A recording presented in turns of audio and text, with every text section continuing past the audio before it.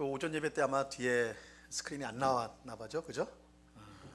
그래서 성경 읽자고 하는데 안 읽으시길래 그래서 이 마음이 이제는 변하셨나? 좀 표시만 좀 해주시면 되는데 제가 이쪽에 안 보여요. 그래서 오늘도 아마 좀 그럴 가능성이 좀 있어요. 이거 내일 좀 수리를 맡기려고 합니다. 이 빔 프로젝트가 지금 이제 부품이 고장이 났는데 얘가 열이 오르면 자동으로 꺼지는 기능이 있어요. 최첨단 기능이 있습니다. 그래서 이게 도중에 나가버릴 수가 있으니까 그때는 저를 보시면서 없다고 손짓을 해주세요. 예, 우리 오늘은 하이델베르그 요리문답 36주일 내용인 이 10계명의 3계명을 살펴보려고 하는데요. 이 10계명의 3계명은 내 하나님 여호와의 이름을 망령되이 일컫지 말라입니다. 우리 방금 읽은 7절 말씀을 다시 한번 읽어보도록 하겠습니다. 같이 읽습니다. 시작. 너는 내 하나님 여호와의 이름을 망령되게 부르지 말라. 여호와는 그의 이름을 망령되게 부르는 자를 죄 없다 하지 아니하리라. 자, 하나님의 이름을 망령되게 부르지 말라라고 명령합니다. 하나님은 자신의 이름을 망령되게 부르는 자를 죄 없다 하지 않겠다 말씀하시는데, 여기서 이 죄 없다 하지 않겠다라는 건 좀 약화된 표현 같아요. 근데 사실은 이거 굉장히 강한 표현이에요. 우리가 레위기에 보면 하나님의 이름을 함부로 모욕하거나 말하는 사람은 사형에 처하도록 합니다. 레위기 24장 16절 말씀입니다. 이 말씀도 같이 한번 읽어보죠. 시작. 여호와의 이름을 모독하면 그를 반드시 죽일지니 온 회중이 돌로 그를 칠 것이니라. 거류민이든지 본토인이든지 여호와의 이름을 모독하면 그를 죽일지니라. 그죠? 여호와의 이름을 망령되게 부르거나 모독하면 사형에 처해진다, 죽인다. 굉장히 무섭습니다. 이것은 여호와의 이름을 함부로 말하는 것이 얼마나 큰 죄가 되는지 우리에게 분명히 알려주는 것입니다. 자, 그렇다면 여호와의 이름을 함부로 부르는 것, 하나님의 이름을 함부로 부르는 것이 왜 이렇게 큰 죄가 되는 것일까요? 사람의 생명을 빼앗을 만큼, 사람에게 가장 중요한 게 생명인데 그 생명을 빼앗을 만큼 이 죄가 큰 이유가 무엇인가라는 것입니다. 그 이유는 분명해요. 이 여호와의 이름, 하나님의 이름은 단순히 하나님을 부르는 호칭이 아니라 하나님의 존재와 또한 그가 하신 모든 말씀, 그리고 하나님의 행하시는 모든 일들이 그 이름 안에 포함되어져 있기 때문입니다. 간단히 말하면 하나님의 이름은요, 하나님 자신입니다. 하나님의 이름은 하나님 자신이에요.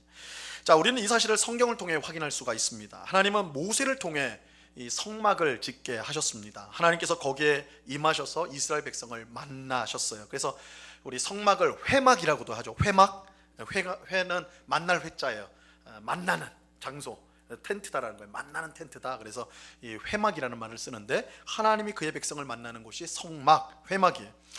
성막은 이동식 성전입니다. 출애굽한 이스라엘 백성들은 40년 동안 광야를 거쳐서 가나안 땅에 들어갈 것이기 때문에 어느 고정된 지역에 성전을 지을 수가 없었어요. 그래서 하나님께서 이동식 성전인 성막을 주셨습니다. 그래서 같이 따라가는 거예요. 따라가는데, 자, 그들이 이제 가나안 땅에 들어갔을 때는 더 이상 이동하지 않고 정착이 되기 때문에 성막이 이제 필요 없고 한 지역에 성전을 이제 짓게 되었습니다. 이때 하나님께서 성전을 지으라고 하시면서 뭐라고 하시냐면, 너희가 성전을 지으면 내가 그 가운데 있겠다라고 하지 않으세요. 성막을 너희가 지으면 내가 그 가운데 있겠다라고 하지 않고 뭐라고 하시냐면, 내가 그곳에 내 이름을 두겠다, 이렇게 말씀합니다. 자, 신명기 12장 5절 말씀입니다. 같이 읽습니다. 시작. 오직 너희의 하나님 여호와께서 자기의 이름을 두시려고 너희 모든 지파 중에서 택하신 곳인 그 계실 곳으로 찾아 나아가서, 자, 빨간 글씨로 돼 있죠. 오직 너희의 하나님 여호와께서 자기 이름을 두시려고, 이렇게 말하죠. 하나님은 택하신 장소에 성전을 건축하도록 하실 것인데 그곳에 자기의 이름을 두시겠다, 내 이름을 두겠다라고 말씀하세요. 자기의 이름을 두겠다는 것이 무엇입니까? 자신이 그곳에 있겠다라는 거예요.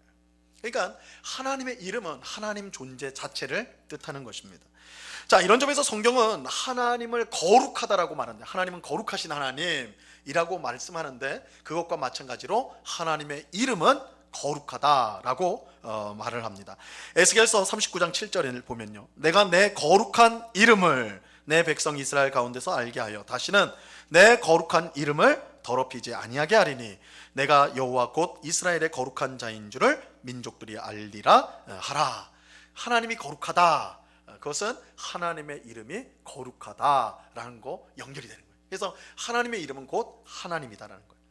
자, 그래서 시편 기자들은 하나님께 영광을 돌리듯이 하나님의 이름에도 똑같이 영광을 돌렸습니다.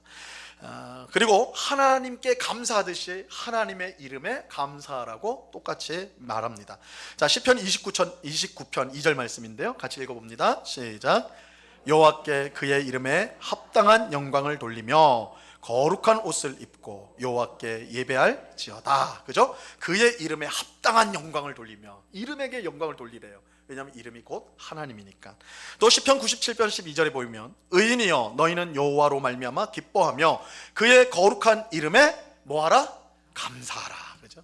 하나님께 감사하듯이 똑같이 하나님의 이름에 감사하라. 이름은 하나님이기 때문에 그래요. 그렇게 하나님의 이름을 망령되이, 여기서 이 망령되다는 말은 헛되이라는 뜻이에요. 헛되이 부르거나 그 이름을 모독하는 것은 결국 하나님 자신을 헛되이 여기는 것이요 하나님을 모독하는 것이기 때문에 가장 큰 죄에 해당하는 것입니다. 그렇잖아요. 우리가 하나님을 헛된 것으로 여기고 그리고 하나님을 모욕한다면 그거 신성모독 아닙니까? 가장 큰 죄가 되는 것이죠. 그래서 하나님은 그런 사람을 사형에 처하라고 말씀하신 겁니다. 이처럼 하나님의 이름이 지극히 거룩하시기 때문에, 하나님의 이름이 지극히 거룩한 하나님 자신이기 때문에 이스라엘 백성은 하나님의 이름을 함부로 부르지 않도록 극도로 조심을 했어요. 극도로 조심을 했어요. 그래서 전에 말씀드린 적이 있는데 우리 성경, 개역개정 성경에는 여호와라고 돼 있죠. 여호와라고 있는데 여러분들 친구분들 중에 순복음교회 다니는 분 있으면 여호와라고 안 합니다. 뭐라 그러죠? 순복음교회 친구가 없으시군요. 야훼라 그래. 야훼라 그래. 쟤들은 왜 야훼라 여호와인데 왜 야훼라 그러지? 이렇게 이제 할 텐데 엄밀하게 말하면 여호와, 하나님의 이름이잖아요. 여호와라는 것은 하나님께서 우리에게 언약적 이름으로 주신 것인데 여호와, 하나님의 이름이 여호와인지 야훼인지 몰라요. 사실은 정확하지가 않습니다. 이 목사님 또 무슨 말하는 거예요? 성경에 분명히 여호와라고 돼 있는데 무슨 말씀합니까? 이유가 있어요. 이스라엘 백성들이요 하나님의 이름을 받았습니다. 여호와라는 이름을 받았는데 그 이름이 너무 거룩한 거예요. 그래서 하나님의 이름을 입으로 말하는 거, 내 더러운 이 죄인이잖아요, 그죠? 이 죄인인 우리가 입으로 말한다는 거, 하나님의 성호, 거룩한 이름을 말한다는 거, 이거 안 되는 거란 말이에요. 그래서 하나님의 이름을 부르지 않았어요. 대신 뭐라고 하냐면 아도나이라고 했어요. 아도나이는 나의 주님이란 뜻이에요. 나의 주님. 주님이라고 불렀어요, 하나님을. 자, 이렇게 되다 보니까 계속 하나님의 이름을, 여호와를 불러야 되는데 부지 않고 주님이라고만 계속 하는 거예요. 그게 몇 년이 되고 몇십 년이 되고 몇백 년이 되면서 하나님의 정확한 이름을 잃어버리게 됐어요. 그래서 여호와인지 야훼인지 사실은 정확한 발음은 몰라요. 그래서 지금 우리가 여호와라 하는 것과 야훼라 하는 것과 어느 것도 사실은 엄격하게 말해서는 정확하지 못하다라는 겁니다. 그래서 그것도 우리가 천국에 가서 이제 물어보면 되는 것이다. 다만 그래서 이 여호와도 잘못된 건 아니고 야훼도 잘못된 건 아니고, 그래서 우리가 엄밀하게 알지 못한다. 그래서 이런 현상이 일어난 이유가 뭐라고요? 유대인들, 하나님 백성들이 너무 하나님의 이름이 거룩하니까 발음을 안 했어요.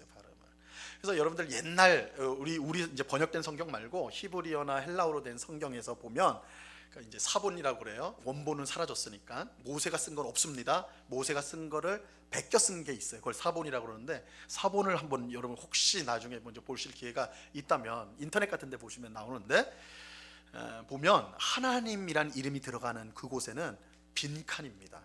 혹은 약자가 쓰여져 있어요. 여호와라는 이름 안 들어갑니다. 쓸 수가 없는 거예요. 말도 못하지만 쓰지도 못해요. 그러니까 잃어버리게 돼요. 잃어버린 거예요. 그래서 이렇게 좀 혼돈이 있다. 이것은 유대인들이, 이스라엘 백성들이 얼마나 하나님의 이름을 거룩하게 여겼는가. 그러니까 우리가 도전을 받죠. 우리 함부로 예수님, 하나님, 성령님을 함부로 우리가 말하는 경향이 있는데 유대인들이 보면 경악할 일이에요. 그래서 우리가 하나님의 이름이 얼마나 거룩한가 그들로부터 우리가 이제 교훈을 받을 수가 있습니다. 자, 그러므로 우리는 제3계명을 절대로 가볍게 생각해서는 안 돼요. 우리는 시편 기자들처럼 하나님의 거룩한 이름에 합당한 영광을 돌려야 되고 하나님의 이름에 감사를 드려야 됩니다. 자, 하나님의 이름을 헛되이 부르거나 모욕하는 죄를 절대로 저질러서는 안 된다라는 것인데, 자, 오늘 우리가 보게 될 하이델베르그 요리문답 99문답은 이 3계명을 통해서 하나님이 원하시는 게 뭔가를 우리에게 설명해 주고 있습니다. 아직 죽지 않았네요. 제가 이제 문제를 드리면 답을 해주세요. 99문 제3계명에서 하나님께서 원하시는 것은 무엇입니까? 우리가 저주나 거짓말, 잘못 사용하지 않는 것이며 더 나아가 침묵하는 방관자가 되어 그러한 두려운 죄에 참여하지 않는 것입니다. 오히려 하나님의 거룩한 이름을 두려워하고 존경하는 마음으로만 사용하여 우리가 하나님을 바르게 고백하고 부르며 우리의 모든 말과 행실에서 그분이 영광을 얻도록 하는 것입니다. 자, 우리는 저주나 거짓 맹세 또한 불필요한 서약으로 하나님의 이름을 욕되게 하거나 잘못 사용해서는 안 돼요. 이 저주, 맹세, 서약은 그 본질상 하나님을 가리키는 거예요. 본질상. 왜냐하면 하나님보다 더 높은 것이 없기 때문에 그래요. 우리가 사람끼리 뭐 저주를 한다든지 맹세를 한다든지 서약을 한다든지 할 때 사람끼리 하는 거 아닙니까? 그럴 때 사람의 이름으로 하는 거는 의미가 없죠. 같은 수준에 있으니까 보다 높은 수준에 있는 존재를 두고 서약을 하는 거예요. 여러분이 아무리 고양이를 사랑해도 고양이 앞에서 나 고양이 앞에서 맹세했어 이러면 비웃죠, 그죠? 그게 뭐라고? 내가 개 앞에서 맹세했어? 그럼 개 취급당합니다. 그러니까 아무도 아닌 거예요, 그죠? 자기보다 높은 존재의 맹세나 서약이나 하는 것이에요. 서주를 하든지 하는 것입니다. 이런 점에서 이 저주, 맹세, 서약이라는 것은 본질상 하나님 앞에서 하는 것입니다. 성경은 저주나 맹세, 서약 자체를 하지 말라고 하지 않습니다. 물론 예수님은 산상수훈에서 마태복음 5장에서 7장에 있는 산상수훈에서 맹세하지 말라고 명령하셨어요. 마태복음 5장 34절 말씀에 보면 이렇게 말씀합니다. 같이 한번 읽어봅니다. 시작. 나는 너희에게 이르노니 도무지 맹세하지 말지니 하늘로도 하지 말라. 이는 하나님의 보좌임이요. 그죠? 예수님은 맹세를 하면 안 된다 이렇게 말씀하죠. 그래서 실제로 어떤 사람들은 이 예수님의 산상수훈의 말씀을 가지고 예수님 맹세하거나 선서하거나 이런 거 하지 말라, 서약하는 거나 이런 거 하지 말라고 그랬다. 그래서 법정에서 맹세하잖아요. 증인 서약하잖아요. 이거 하면 안 된다. 그리고 군대 가가지고 복무신조 같은 거 있거든요. 나라에 충성하겠다 이렇게 하는 거 있거든요. 그거 하면 안 된다. 실제로 그런 분들이 있습니다. 이거 예수님이 하지 말라고 그랬다고 해서 안 하는 분이 있어요. 하지만 예수님이 맹세하지 말라고 하신 것은 맹세 자체를 부정하신 건 아니에요. 만약 진짜 그렇다면 사도 바울, 예수님이 세우신 사도 바울이요, 예수님의 말씀에 불순종한 사도가 되어버립니다. 고린도후서 1장 23절에 보면요 이렇게 말씀합니다. 같이 읽어봐요. 시작. 내가 내 목숨을 걸고 하나님을 불러 증언하시게 하노니 내가 다시 고린도에 가지 아니한 것은 너희를 아끼려 함이라. 자, 바울이 뭐라고 그래요? 내가 내 목숨을 걸고 하나님을 불러 뭘 한다고요? 증언한다, 맹세한다, 서약한다, 하나님 앞에서 한다 이 말 아닙니까? 그죠? 예수님 하지 말랬는데 이 사도 바울 말을 안 듣네 이렇게 생각할 수가 없잖아요, 그죠? 예수님의 말씀을 정면으로 어긴 것처럼 보여집니다. 하지만 그렇지 않아요. 예수님은 맹세나 서약 자체를 부정하신 것이 아니에요. 이 산상수훈은 하나님 나라 백성에게 주신 말씀으로서 하나님 백성은요 절대적으로 진실해야 된다라고 말하는 겁니다. 절대적으로 진실해야 돼요. 여러분, 만약 사람들이 절대적으로 진실해요. 우리가 이제 여기가 다 하나님 나라 백성만 딱 모여 있다고 해봅시다. 그러면 하나님 나라 백성이기 때문에 거짓말을 할 수가 없어. 다 진실해요. 그렇다면 뭐 이론적으로 그런 거예요. 다 하나님 백성이라서 거짓말 안 해. 그렇다면 서약이 필요합니까? 맹세가 필요해요? 없잖아요. 필요가 없죠. 다 진실한데 우리가 왜 맹세를 하고 저주를 합니까? 그 서약을 합니까? 왜 그렇게 해요? 거짓말을 할 거라고 생각하니까. 저 사람은 자기 이익을 따라 거짓말을 할 수 있다고 생각하니까 그런 거 하잖아요, 그죠? 거짓말을 했을 때는 저 사람을 징계하겠다. 그러니까 그 징계가 두려우니까 너 똑바른 말을 해야 된다. 이렇게 되는 거 아닙니까, 그죠? 근데 이 산상수훈을 주실 때에 그 맥락은 하나님 나라 백성은 절대적으로 진실하다라는 거예요. 그렇다면 맹세는 필요가 없는 것이죠. 그렇죠? 그런 배경에서 이렇게 하신 거예요. 그렇기 때문에 예수님이 맹세나 서약 그 자체가 하면 안 된다 이 말씀은 아니라는 것입니다. 자, 그러므로 우리가 이제 맹세와 서약을 할 수 있는데 다만 그것이 하나님 앞에서 하는 것이기 때문에 절대적으로 진실해야 돼요. 그래서 우리 성도들은 우리가 법정에서나 혹은 어떤 사람들과의 관계 속에서 어떤 맹세를 하거나 서약을 하는 있다면 그것이 단지 사람 앞에서 하는 거라고 생각하면 안 되고 하나님 앞에서 한다는 걸 기억하고 절대적으로 진실해야 됩니다. 만약에 그렇지 않으면 제3계명을 범하게 되는 거예요. 하나님의 이름을 모욕하는 것이고 헛되이 부르게 되는 것입니다. 자, 그런데 요리문답은 잘못된 저주나 맹세, 서약을 하는 것도 큰 죄지만 그렇게 하는 사람을 보고도 침묵한다면, 그것을 그냥 방관한다면 그것도 그 죄에 참여하는 것이다라고 말씀합니다. 즉 우리는 하나님의 이름이 헛되이 취급받고 모욕받는 일에 침묵으로 방관해서는 안 됩니다. 할 수 있는 대로 그런 일이 일어나지 않도록 조치를 취해야 되고, 그런 일이 일어날 때 분노하고 그것을 바로잡도록 힘써야 합니다. 그러므로 제3계명은 우리에게 하나님의 이름을 두려워하고 존경하는 마음으로만 사용해야 된다라고 명령을 하고 있어요. 하나님을 바르게 고백하고 불러야 돼요. 이것은 우리의 모든 말과 행동이 하나님께 영광이 되도록 해야 한다는 것입니다. 우리가 하는 말, 우리가 하는 행동, 그것을 통해 하나님이 영광을 받으셔야 된다는 거예요. 만약 성도인 우리가 세상 사람들과 다를 바 없이 속이고 도둑질하고 탐욕을 부리며 우상 숭배를 한다면 어떤 일이 발생하게 될까요? 로마서 2장 24절 말씀인데요. 죽었네요. 제가 읽겠습니다. 뭔가 좀 기운이 쌓였어요. 그래서 자, 로마서 2장 24절인데 기록된 바와 같이 하나님의 이름이 너희 때문에 이방인 중에서 모독을 받는도다. 모독을 받는도다. 하나님의 이름이 이방 사람들에게 모독을 받게 될 거예요. 여러분, 정말 속상한 일이지만 지금 우리 사회에서 기독교인들을 경멸하면서 뭐라고 부르는 줄 아세요? 우리 교회 다니는 사람들, 예수 믿는 사람들을 뭐라고 부르는 줄 알아요? 우리 젊은 사람들이 특히 개독이라고 불러요. 개독. 들어보셨죠? 개독. 인터넷 안 보시면 모르겠는데 할 수 있는데 있지만 젊은 사람들이 교회 다니는 사람은 개독이라고 불러요. 우리 한국말은 개자만 들어가면 다 욕돼요. 그죠? 아무리 좋은 단어도 그 앞에 개자만 붙이면 다 욕이 돼버립니다. 이 기독교인을 그 앞에 개자를 붙인 거예요. 그냥 개독인데 이거 굉장히 신성모독적인 단어입니다. 왜냐하면 기독이 한자어로 그리스도를 한자어로 한 게 기독이에요. 기독은 그리스도입니다. 그러니까 그 앞에 개를 붙인 거예요. 그러니까 얼마나 참담한 일인지 모릅니다. 그러니까 우리가 성도로서 이 땅을 잘못 살아갈 때, 또한 교회가 이 땅에서 소금과 빛의 역할을 못하게 될 때 이런 일들이 발생하게 된다는 거예요. 그리스도의 이름이 모욕을 당하게 되는 것입니다. 그래서 우리 하나님의 백성인 우리들이 최선을 다해야 할 것이 있다면 우리의 말과 우리의 행실을 통해서 정말 하나님의 이름이 거룩하다는 것을 드러내야 돼요. 우리의 말을 통해서, 우리의 행실을 통해서 하나님의 이름이 거룩히 여김을 받도록 그렇게 말하고 행동해야 하는 것입니다. 그래서 세상 사람들이 모독하지 못하도록 해야 되는 거예요. 우리가 직접 하나님의 이름을 모욕하는 것도 끔찍한 죄지만 우리의 거짓말과 거짓된 행동 때문에 세상 사람들이 하나님의 이름을 모욕하는 것도 똑같이 끔찍한 죄라는 것을 우리는 잊어서는 안 됩니다. 자, 요리문답 백문답입니다. 하나님의 이름을 욕되게 하는 것이 얼마나 큰 죄인지 다시 한번 강조하게 되는데 저 혼자 다 읽어야 되겠네요. 자, 잘 들으세요. 이제는 귀를 쫑긋하고 들으셔야 되는 거예요. 백문.